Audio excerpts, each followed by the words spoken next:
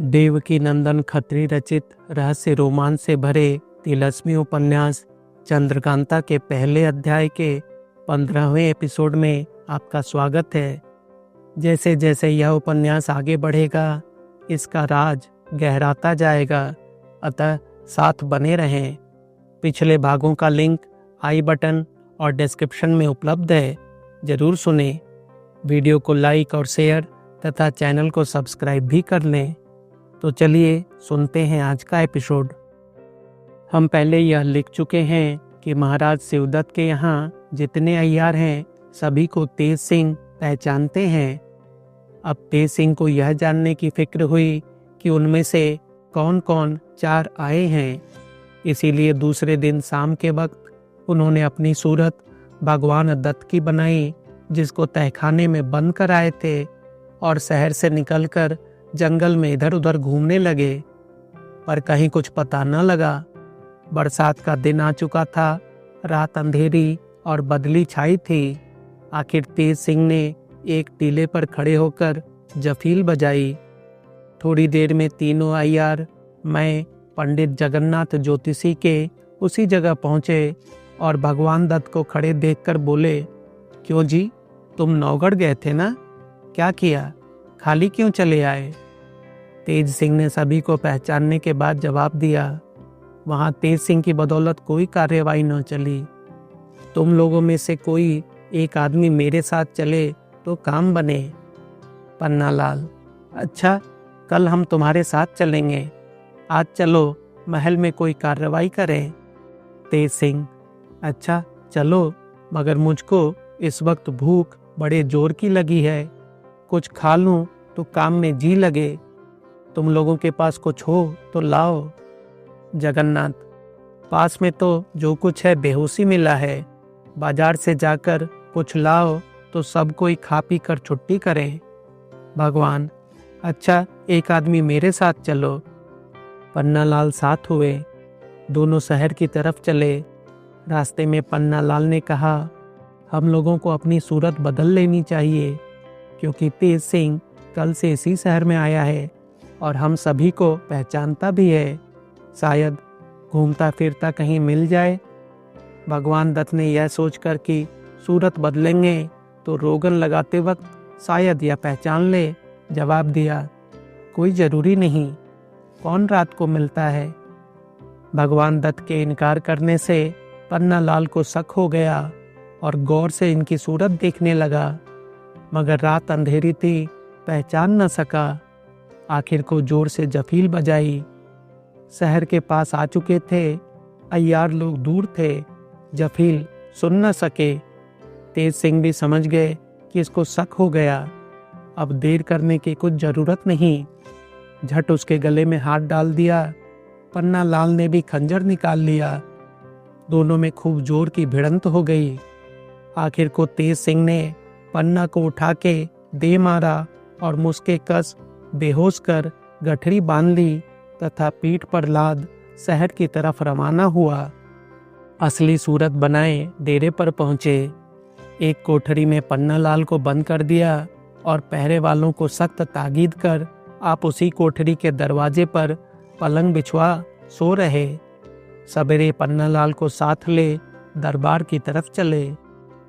इधर रामनारायण, बद्रीनाथ और ज्योतिषी जी राह देख रहे थे कि अब दोनों आदमी खाने का सामान लाते होंगे, मगर कुछ नहीं। यहाँ तो मामला ही दूसरा था। उन लोगों को शक हो गया कि कहीं दोनों गिरफ्तार न हो गए हों, मगर यह ख्याल में न आया कि भगवान दत्त असल में दूसरे ही कृपा निधान थे। उस रात को कुछ न कर सके, पर सवेरे सूरत बदलकर खोज में निकले। पहले महाराज जयसिंह के दरबार की तरफ चले। देखा कि तेज सिंह दरबार में जा रहे हैं और उसके पीछे पीछे 10-15 सिपाही कैदी की तरह पन्नालाल को लिए चल रहे हैं। उन अय्यारों ने भी साथ ही साथ दरबार का रास्ता पकड़ा। तेज सिंह पन्नालाल को लिए दरबार में पहुंचे। देखा कचहरी खूब लगी हुई है। महाराज बैठे हैं। वह भी सलाम कर अपनी कुर्सी पर जा बैठे। कैदी को सामने खड़ा कर दिया गया। महाराज ने पूछा, क्यों तेज सिंह, किसको लाए हो? तेज सिंह ने जवाब दिया, महाराज, उन 5 अय्यारों में से जो चुनारगढ़ से आए हैं, एक गिरफ्तार हुआ है। इसको सरकार में लाया हूँ। जो उसके लिए मुनासिब हो हुक्म किया जाए। महाराज गौर के साथ खुशी भरी निगाहों से उसकी तरफ देखने लगे और पूछा, तेरा नाम क्या है? उसने कहा, मक्कार खां उर्फ अय्यार खां। महाराज उसकी ढिठाई और बात पर हंस पड़े। हुक्म दिया, बस इससे ज़्यादा पूछने की कोई ज़रूरत नहीं। सीधे कैद खाने में ले जाकर इसको बंद करो और सख्त पहरे बैठा दो। हुक्म पाते ही प्यादों ने उस अय्यार के हाथों में हथकड़ी और पैरों में बेड़ी डाल दी और कैद खाने की तरफ ले गए।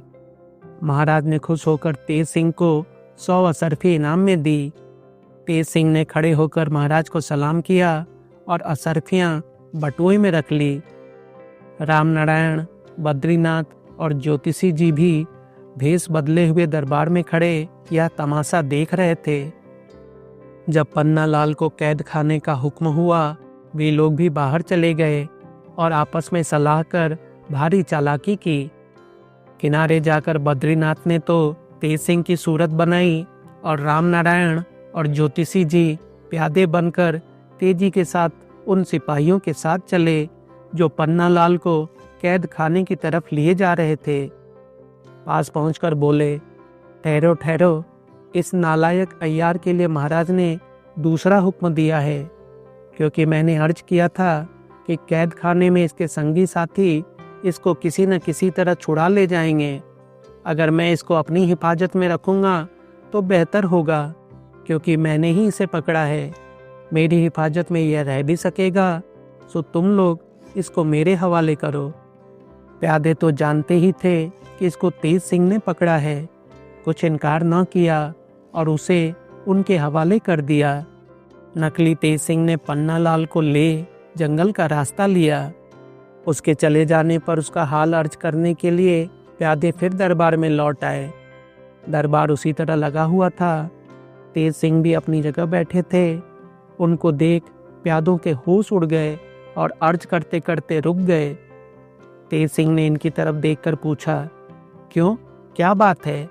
उस अय्यार को कैद कराए? प्यादों ने डरते डरते कहा, जी, उसको तो आप ही ने हम लोगों से ले लिया। तेज सिंह उनकी बात सुनकर चौंक पड़े और बोले, मैंने क्या किया है? मैं तो तब से इसी जगह बैठा हूँ।